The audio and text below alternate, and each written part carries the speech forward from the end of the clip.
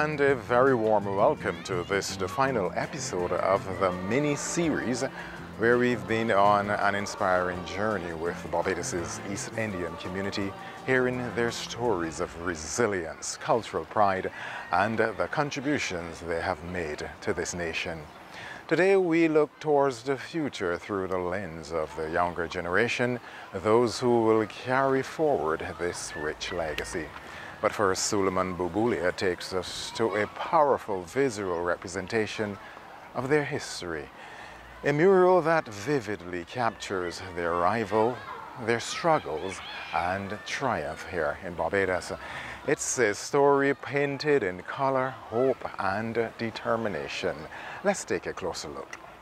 We found that it was a really great opportunity to highlight the over 100-year history of East Indians in Barbados and have a permanent kind of exhibition that Barbadians and visitors to the island can come and see and capture in one small space the whole history and legacy and culture of East Indian community in Barbados. So it was important for us, and it was a next step in the journey of the East Indian community in Barbados of having a mural that depicts pretty much our history, our legacy, our culture. So in mapping out what we really wanted to showcase, we looked at what was quintessentially Barbadian East Indian. So we wanted to capture the East Indian Barbadian experience, more so than just an East Indian experience. So what was common to Barbadian East Indians here on the island?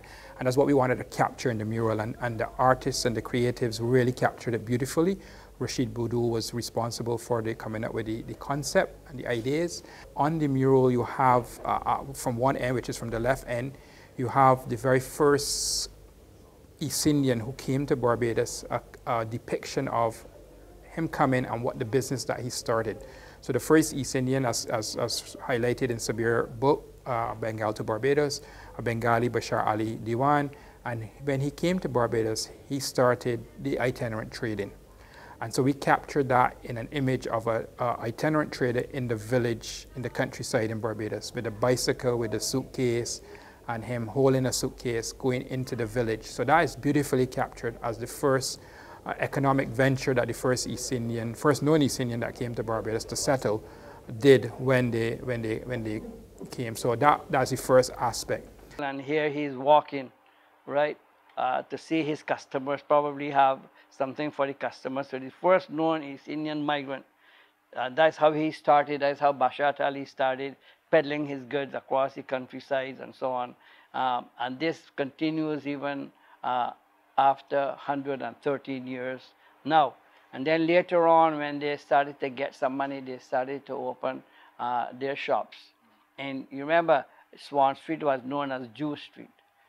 So then slowly the Jews began to move out of Barbados and settle in most places, mostly in North America and so on. And so East Indian then began to take over.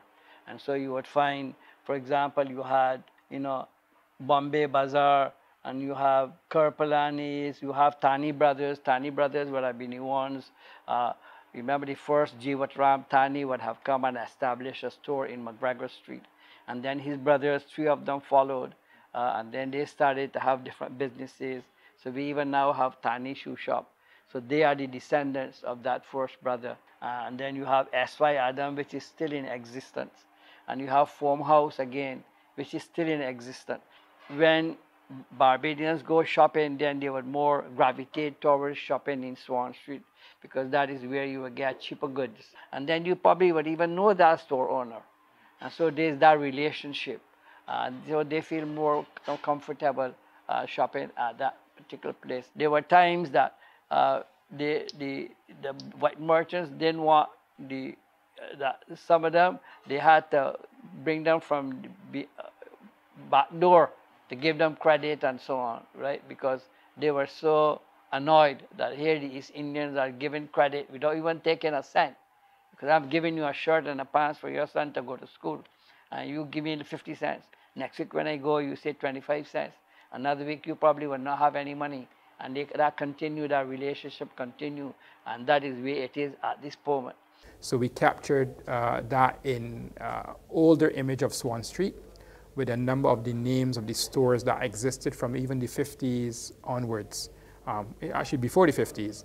So we captured that on a signpost of the names of the East Indian owned stores over a period of time, coming into the present where you have present day stores. And then you will see the drums and the culture of some East Indian communities.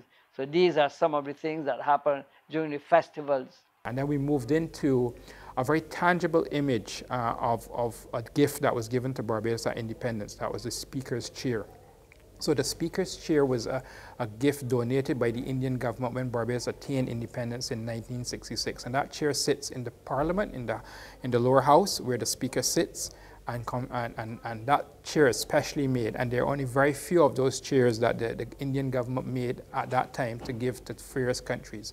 Barbados is one of those countries as a recipient, and is made from special wood in India. It took a while to make, and then it was shipped here and given as a gift. So the chair is prominently placed in the center of the mural.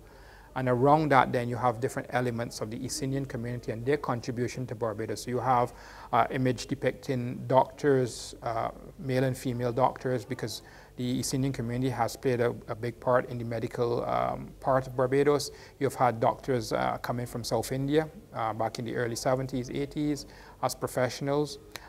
You have the drum, Indian drum being played because that's part of some of the East Indians festivities. So that is depicted there as well. You have the flag of Barbados and India prominently displayed. You have the image of the family, because a family is important in the East Indian community, as in the Barbadian community, the role of the family in the development of society and communities. And so we depicted a family there image. Cricket, well known to Barbadians and West Indians, but also well known to India. And that has maintained its presence from day one till now. Our young people will still play cricket, and it will be a match among Barbadians, East Indians, so that cricket is featured there as well. And I explained to you the type of things we used to do with Richard Stout and the others too, and that created friendship. So up to now we have, friends, we go a long way back, and we have pictures of each other. So that again build bridges between the Barbadians and between the East Indians and so on. And if you notice that this batsman is a left-hander, and that is Sir Great Gary Sobers, that we have him here. Foods that were brought in and that are part of our landscape now, for example, the samosa, the roti, the sweets, all part of our landscape, which is depicted in the mural as well. And finally, we have a lumen image of a female dressed in the colors of Barbados and the colors of India, the national colors, in a colorful, flowing Indian dress, because that depicts Indians wear colorful clothing, and that helps to bring the two together. Throughout the mural, pervading the mural, is the henna design. So the henna is a tattoo that is not a permanent tattoo, that is given or put on occasions of festivities, marriages, and special occasions. Persons will put on the henna, the women will put on the henna as a part of getting involved in the festivities. So that henna design now pervades the entire mural from start to finish, because that is also part of what we have given here, because you see now henna as part of many persons opt for henna rather than permanent tattoos. So because it doesn't stay for more than 3 days or so. So that mural, which is in Bridgetown, Barbados, which is on Pinfold Street, and the owners of the building there are from the East Indian community, a Muslim of the East Indian community, Pro Sales. He allowed for NCF to use that wall to do the mural, and we are very grateful for that opportunity, because we were looking for a space where we could put the mural, and that was perfect. So if you go into the heart of Bridgetown, close to the synagogue, close to where the old public library is, you'll see the mural prominently there, and I invite everyone to go and take a look at it. To educate and enlighten Barbadians that we are part and parcel of the Barbadian community, and we are here to stay, and we are here to play our role in the national development of this country. As we continue on this path of nation building, we recognize that everyone has a role to play. The East Indian community here in Barbados is instilled with a deep sense of responsibility and commitment to embrace that role with purpose and dedication. You now see that the next generations, the third and fourth generations, have established themselves, see themselves as Barbadian, as Bajan, and see this as their home. And so while they may still have some connection to India through familiar ties, through language, through food, through culture, through faith, you see that they are primarily looking at themselves as Barbadian. And so these generations, including my generation, my dad came from India, could be considered first generation, but my children and my grandchildren see Barbados as their home. They don't see anywhere else as their home. They know that they are of East Indian background. They enjoy their heritage. They own their heritage. We own our backgrounds, but we see ourselves as Barbadian. And by seeing ourselves as Barbadian, we then understand that we are here as any other Barbadian to contribute to help Barbados develop. And so the younger generation are playing their roles in different ways. Traditionally, they have entered into the field of medicine and law and engineering, but you're seeing that broaden now. Traditionally, they have also been in business, economics, retail, wholesale, that kind of thing, and they'll still exist, but you're also seeing them going further into other fields, venturing into other modes of business, modes of cultural expression, modes of social inclusion. You even have now someone on brass tacks as a moderator, right? So you see the East Indian community in terms of the newer generations, the younger generations, the third, fourth, fifth generations, being very much part and parcel of the landscape of Barbados in a meaningful, in a developmental way, seeing themselves as Barbadian as anyone else. Cricket, football, we have lots of sportsmen in our community as well, sportsmen and sportswomen.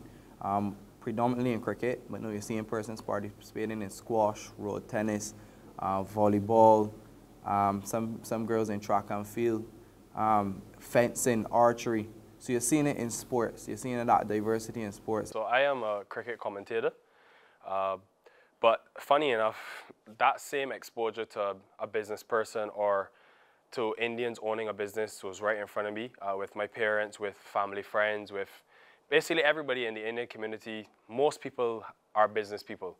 So actually having the opportunity to go into town from 8, 9 years old and work till I was about 17, 18, for me, I think that's the reason I sit here and be able to tell you about my experience as a cricket commentator. Having that grounding, having that understanding of the value of a dollar, I think was something that played a huge impact on the way I turned out in life. So that was the first step. What I do now is I'm a cricket commentator. For those that may not know, is obviously someone who describes and calls the action of a cricket game. But yeah, it was a bit of a shock. I'll start with my mum at least. When I told my mum at 16, Mum, I want to be a cricket commentator, she said, what? And her first thing was, what if you lose your voice? Which is the same thing she said when I said I wanted to be a cricketer 2 years before that. She said, what if you break an arm or a leg? And I think it's an Indian way of thinking where you have that conservative approach. And it has its good and bad. I think it also, yeah, it's great to have a backup option. But luckily enough, I had parents that were so supportive that when they did see I was beginning to get opportunities in this field, they committed to it 100%, supported my dreams. It's a huge risk because at the end of the day, it's a very small industry in terms of the personnel that are selected.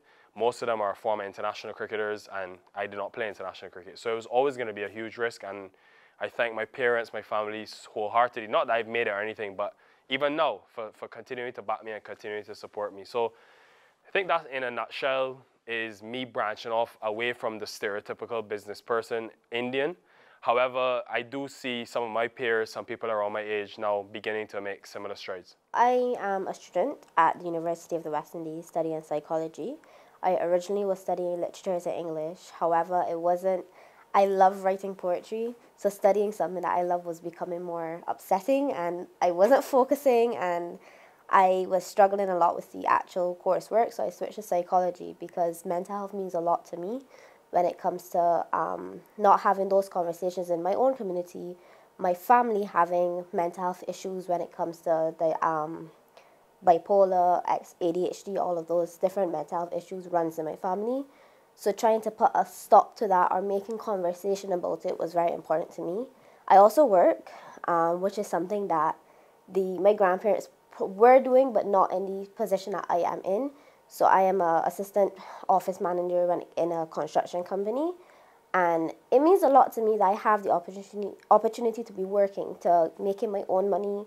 And as a Muslim female, being able to do that is something that was not normal before. We bring a different perspective to Barbados.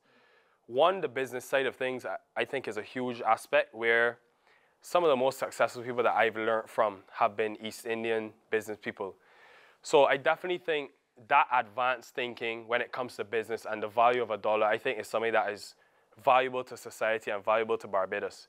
Having those people around. Now, in terms of the practices, it's probably like a person walking on the road, a local Barbadian walking on the road probably doesn't care what Hinduism is. And I mean, why would they? They're not a Hindu, or wouldn't care about Islam, and wouldn't care about what a Muslim does. But I do think it's good to have diversity in society, and I would hope that what I went through at secondary school, where I was welcomed and where I made friends outside of that Indian realm, or outside of my comfort zone, quote unquote, in first form. I hope that can continue, because I think it's important that we maintain that in our society. I think, as I said, it's one of our biggest strengths when it comes to the rest of tourism. And what I would say is, I hope more people like me, that look like me, and whose parents are business people, I hope they have enough courage where they try maybe art or music at school, and they actually delve into that. Because what I find with a lot of my friends who have come up in the same community as me, they've had a passion for dance, had a passion for music, until they finished secondary school, and then it was, well, we know we can't do that. It's not an option, because there's no Indian Barbadian musicians, there's no Indian Barbadian dancers, so we'll just go into accounts.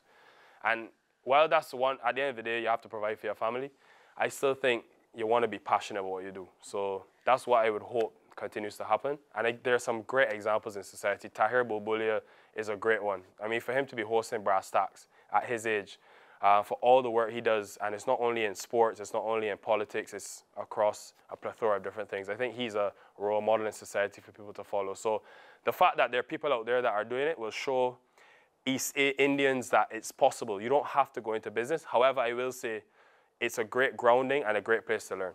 I see myself as a Bajan, born and bred, you understand?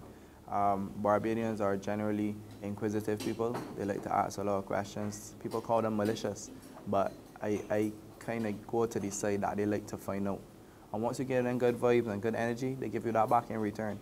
So for me, I don't let who I am or who my forefathers are dictate what I'm going to be or how I'm going to interact. I interact with everybody. So once you give me good energy and good vibes, that is what you will get in return. So for me, growing up in Barbados, obviously naturally you would get certain questions, very far left questions, because a lot of people are influenced by Western media, especially as it relates to Muslims. So, but you gotta educate people. And once you respect them and talk to them and give them the information, generally, they would then respect you from there. So growing up in Barbados, going to school, playing cricket, then representing Barbados in different spheres, I'm a proud Bajan. I'm a very proud Bajan. And it shows, for me, when I travel and then people see an East Indian representing Barbados, they're like, Barbados is a very diverse country. And they respect and love that. So the different cultures, the different ethnicities, the different ways of life that makes up Barbados is truly what Barbados is all about. Because we all come together and we all fight for the common good. We all want to make a better space. We all want to make a better Barbados. So imagine how much more we can promote that to an international audience, whether from a tourism standpoint, economic standpoint, from a social standpoint. We're a model. We're a model for the rest of the world to follow, in my humble opinion. I'm proudly Barbadian. I preach Barbados everywhere I go. And I'm grateful to be a Barbadian and to have the opportunities that my grandparents and my parents would not have had. My East Indian culture is very different.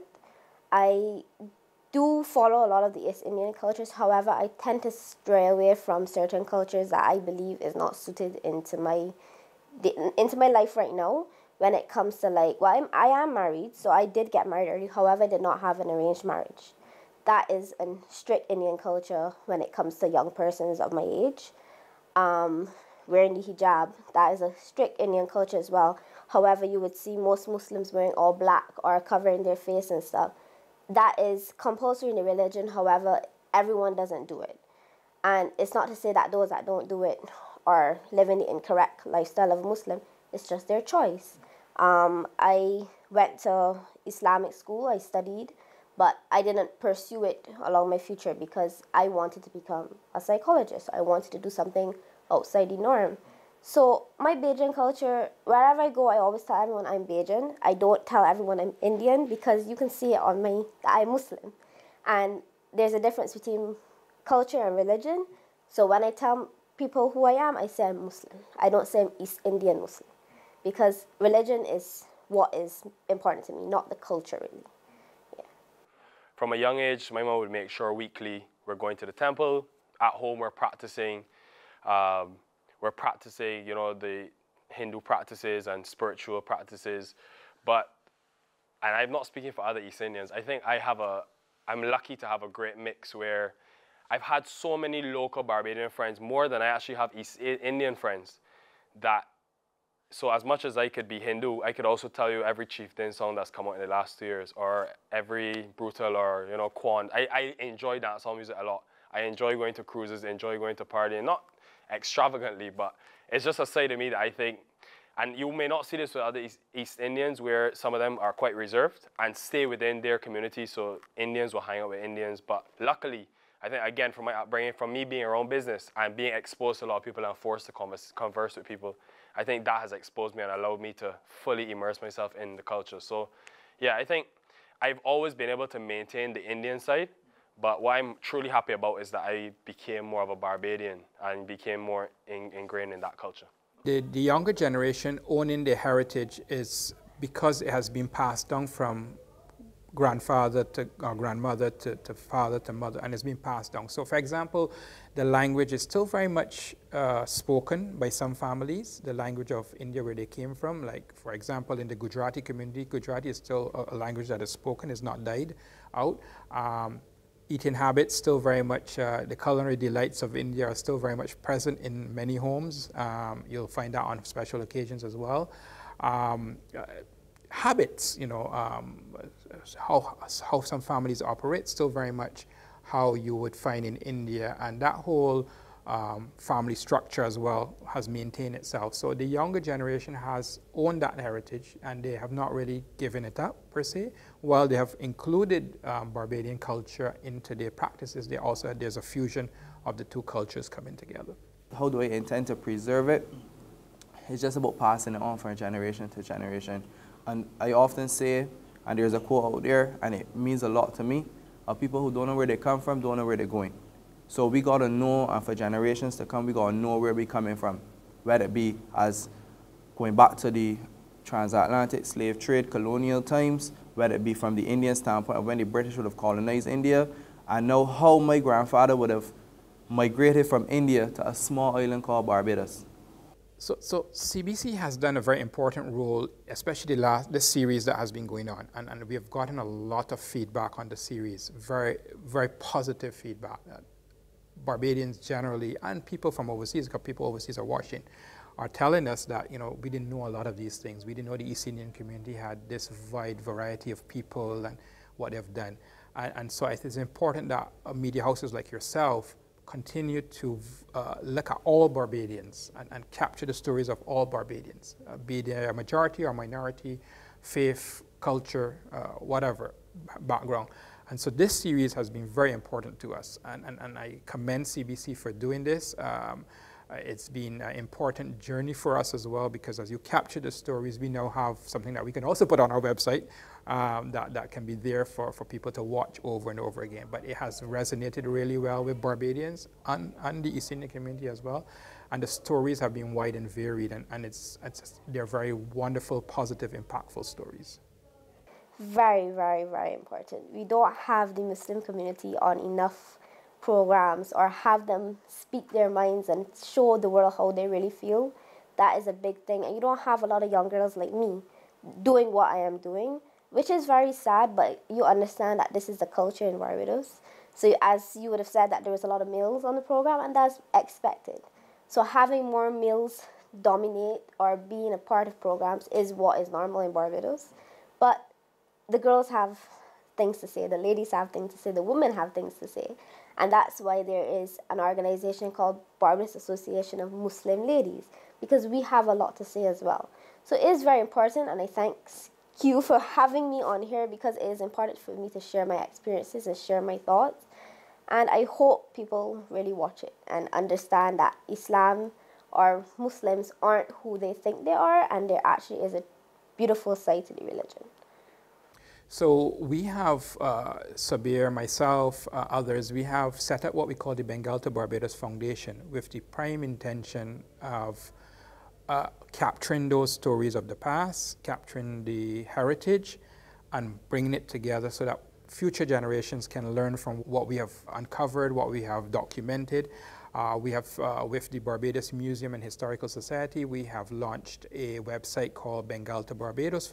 Bengal to Barbados. It's a website that we want to capture the stories of the older generation and also the younger generation. And if you go to that website, you'll see a number of pictures, a number of stories already posted, historical information. We want to build on that website. So we launched that a little while ago, a few months ago, with the museum, and we're working with them closely to document the heritage. Sabir has done a lot of interviews of older persons who have passed away now, which is, we need to capture that digitally now. He has captured that otherwise.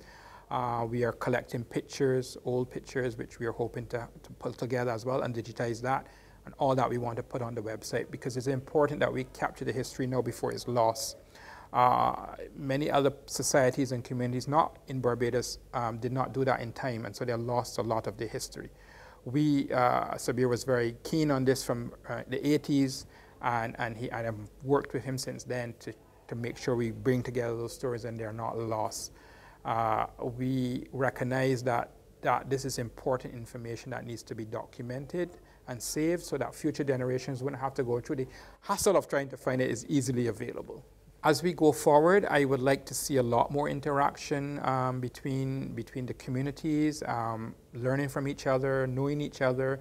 The mural that we spoke about is part of that, building out those relationships, going into schools, places of learning. How do we do more as a community, as communities coming together, working together to build a better Barbados? And so let this be our collective theme and refrain: to build a better Barbados together. This has truly been an enlightening journey, one that has captured the history of the East Indian community in Barbados and shared it through this audiovisual series of My Community. It complements Sabir Nekuda's recent publication From Bengal to Barbados, providing valuable reference tools for anyone researching this vibrant community here on our island. A special thanks to my good colleague and producer Rashid Bess, who worked tirelessly with Sabir Nekuda to record the participants, and he carefully packaged it all together nicely just for you. My Community, the story of the East Indian community here in Barbados. I'm Sherwood McCaskey. As we always say here, take good care of yourself, and please do look out for the interests of your neighbors.